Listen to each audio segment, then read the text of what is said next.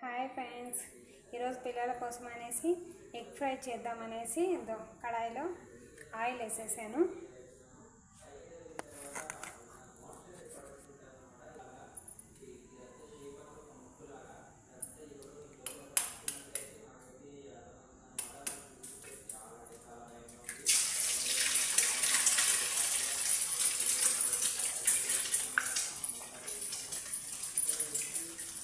Next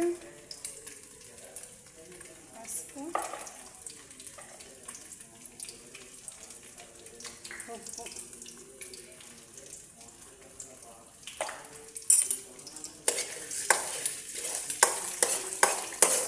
బాగా కలగేసేసాను.